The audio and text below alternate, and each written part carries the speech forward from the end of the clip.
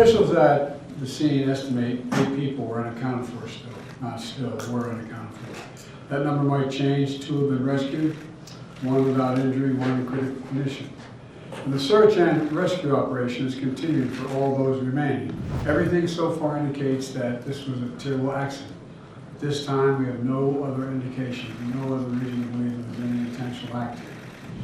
Our prayers are with everyone involved in this terrible accident and all the families, especially those waiting for the news of their loved one right now. The search and rescue operation is our top priority. Ship traffic in the Port of Baltimore has been suspended until further notice, and we'll need to clear that channel before the ship traffic can resume. It's my intention that the federal government will pay for the entire cost of reconstructing that bridge, and I expect the Congress to support my effort. Before I leave for North Carolina, which I'm going to do in a few minutes, I want to speak briefly about the terrible incident and accident that happened in Baltimore this morning.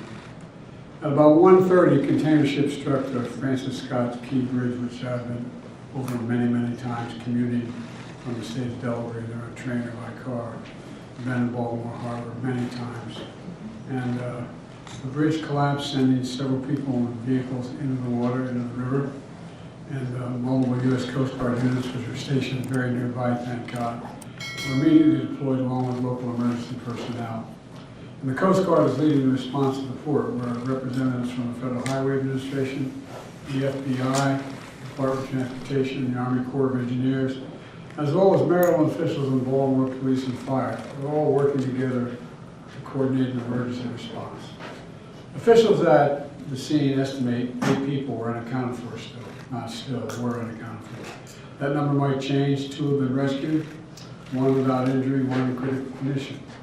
And the search and rescue operation is continued for all those remaining as we speak.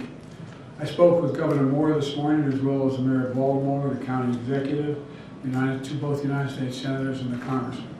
And my Secretary of Transportation is on the scene. I told them we're going to send all the federal resources they need as we respond to this emergency.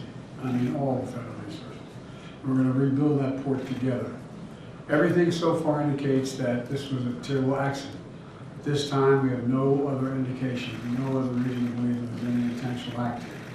Personnel on board the ship were able to alert the Maryland Department of Transportation that they had lost control of the vessel, as you all know and reported. As a result, local authorities were able to close the bridge to traffic before the bridge was struck, which undoubtedly saved lives. Our prayers are with everyone involved in this terrible accident and all the families, especially those waiting for the news of their loved one right now. I know every minute in that circumstance feels like a lifetime. I just don't know. It's just terrible. We're incredibly grateful for the brave rescuers who immediately rushed to the scene, and to the people of Baltimore. We want to say, we're with you. We're going to stay with you as long as it takes.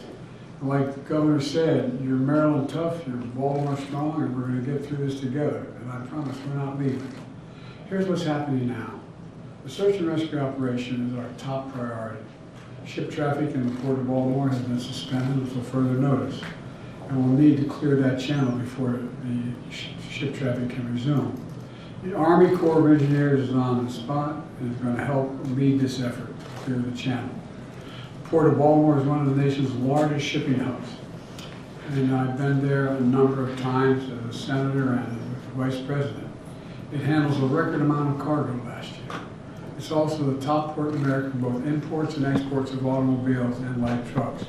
Around 850,000 vehicles go through that port every single year, and we're going to get it up and running again as soon as possible.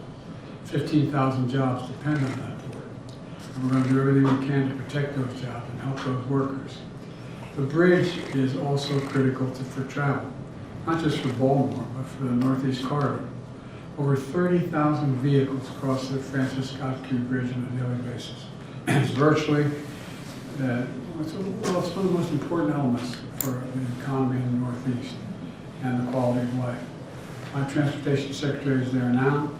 As I told Governor Moore, I've directed my team to move heaven and earth to reopen the port and rebuild the bridge as soon as humanly possible.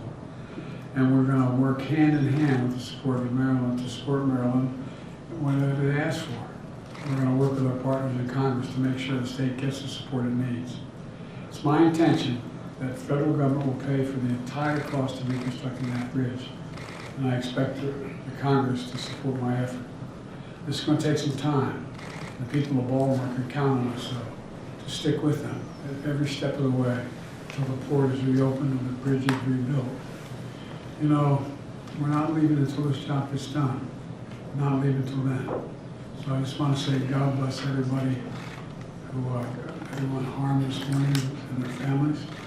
And may God bless the first responders, many who are risking their lives.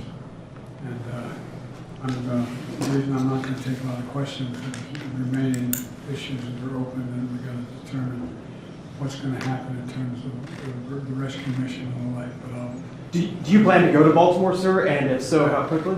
I do, and as quickly as I can. You said the federal government's also going to pay for the repairs. I'm just curious, this was a ship that appears to be at fault.